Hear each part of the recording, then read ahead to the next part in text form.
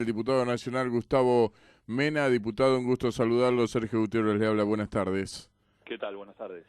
Muy bien, aquí debatiendo el presupuesto 2022. ¿Hay expectativa de una nueva modificación del presupuesto presentado por el Ejecutivo? La verdad que no lo sabemos porque yo creo que estamos ante una situación de virtual parálisis del gobierno, ¿no? Tuvimos una semana con el culebrón de los ministros que renunciaban, los que se quedaban, que después terminó siendo los renunciantes se quedaron, los que se quedaban se fueron. Y en ese contexto es que entró el proyecto de ley de presupuesto el 15 de septiembre. No concurrió el ministro, como suele acontecer cuando se hace la presentación y dar los lineamientos. No ha dado señales de vida el presidente de la Comisión de Presupuesto y Hacienda, que es el diputado Carlos Heller, para establecer cuál va a ser el cronograma de reuniones de la comisión para empezar a tratarlo. Normalmente va, por supuesto, el ministro de Economía, el equipo de Hacienda, pero también los ministros de los otros ramos. Y bueno, y en ese marco es que está presentado este presupuesto, que la verdad que tiene cosas llamativas. Otra vez vuelve a previsionar un índice de inflación que es un dibujo, como lo fue el de este año, donde hablaban de un 29% y vamos a cerrar el año con más del 50%. El 29% se superó en el mes de julio, ¿no? Y en este caso se habla de un 33%, que tampoco tiene nada que ver con la realidad. El presupuesto está hecho sobre la base de dar por sentado que hay un acuerdo con el FMI, porque no hay previsiones presupuestarias para los vencimientos de esa deuda.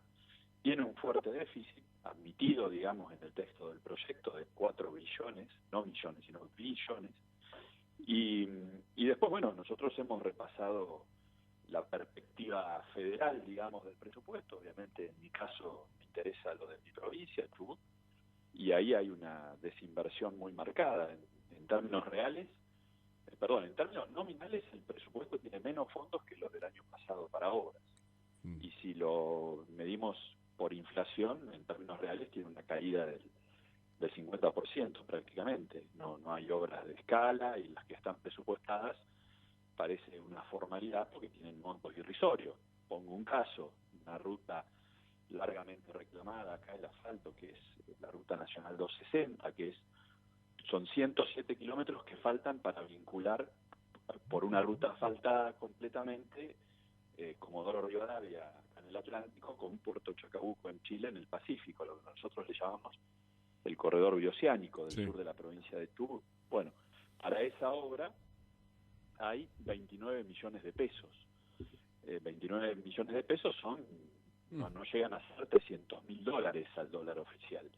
Y todos sabemos que el precio promedio de un kilómetro de asfalto es de $1.000.000, con lo cual estamos hablando de que se pretende hacer una obra de 107 kilómetros con lo que da para hacer 300 metros de asfalto, ¿no? Ujú. Esto, digamos, lo pongo como ejemplo porque Sí. así hay otros muchos casos. Claro, usted decía de un dibujo, porque en las letras dicen que va a crecer la economía de la Argentina, pero uno estudiando esta ley de leyes es muy difícil sin un ajuste realmente en forma concreta, ¿no? Crecimiento puede haber porque nosotros tuvimos el año pasado la caída más grande del PBI de toda la historia argentina, Ujú. desde que se registra, ¿no? El Sí. 9,9%, no hay antecedentes. Lo cual, con la vuelta de la actividad, reflejado, comparado con ese desempeño tan malo, bueno, va de suyo que va a haber un repunte. De hecho lo ha habido este año, ¿no? Si bien mal, con una performance muy pobre, porque muchos países han vuelto al nivel de actividad previo a la pandemia, no es nuestro caso. El gobierno insiste en tener actividades cerradas. El caso más notorio es el del turismo, que es una industria muy importante, ¿no? Que emplea más de 1 millón de personas, o empleaba en realidad, porque se han cerrado lamentablemente muchas empresas de aeronavegación, agencias de viaje, hoteles, locales gastronómicos. Y bueno, y eso no hay perspectiva de normalización porque el gobierno sigue teniendo aeropuertos cerrados, a vuelos internacionales, salvo Ezeiza, ahora abrió Mendoza, autoriza los vuelos mes a mes, y esto genera un perjuicio no solo para quienes quieren ejercer el derecho de salir del país cuando se les ocurre, como lo consagra la Constitución, sino que también imposibilita la llegada de turistas y viajeros de otras partes del mundo que aportan divisas. En plenitud, la industria del turismo genera divisas por más de 5.000 millones de dólares anuales, ¿no?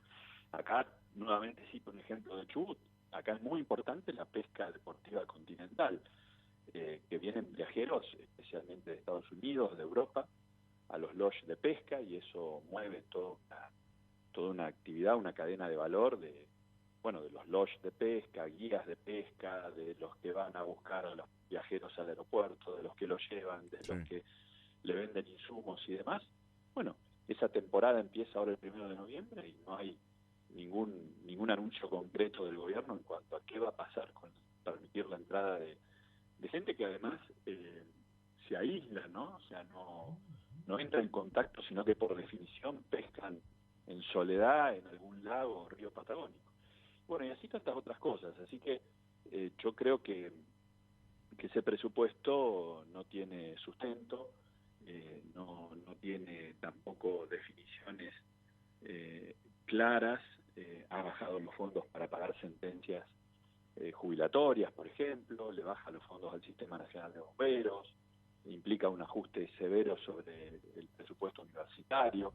Bueno, hay muchas cuestiones allí para debatir.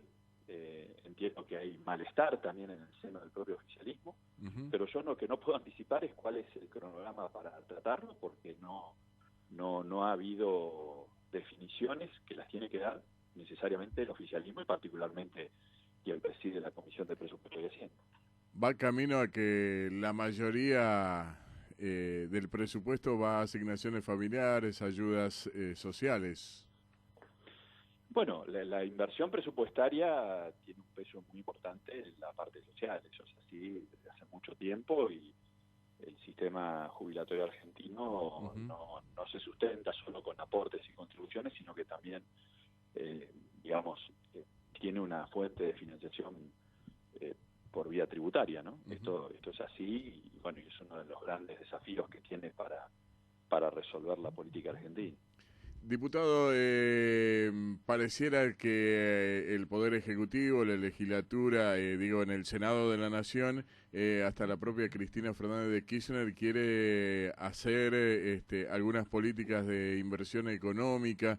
Estoy hablando sobre todo de la exportación de carnes, algo de que el Chubut necesita también, por supuesto, establecerse un camino también de diálogo para tratar de conquistar los diputados y senadores para no perder poder tanto en la provincia como en el Congreso Nacional.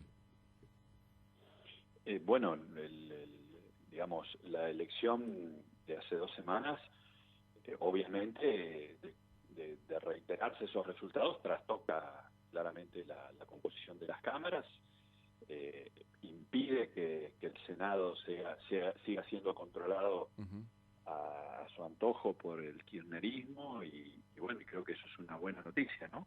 Y ojalá se pueda consolidar. En Chubut vivimos muchos años de la desnaturalización de lo que es la representación en el Senado, que es la representación federal por excelencia. Allí el kirchnerismo en nuestra provincia tiene las 3 bancas, producto de estas,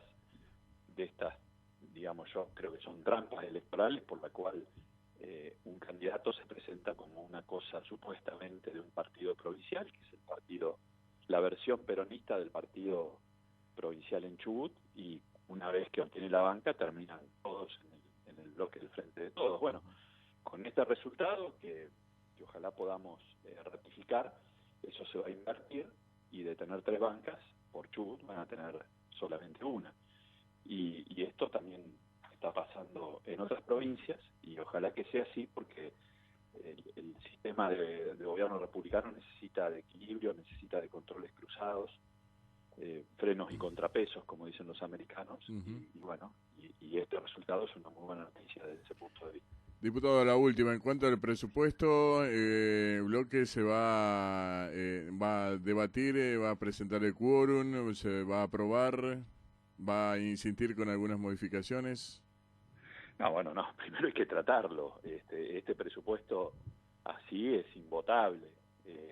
Y la verdad que va a ser una discusión muy larga porque, reitero, yo creo que hay insatisfacción y descontento con esta formulación presupuestaria, incluso en el propio oficialismo, en muchas provincias. Yo no me imagino senadores, diputados levantando la mano contra sus provincias, ¿no? Hay cuestiones allí que no tienen explicación, fundamentación.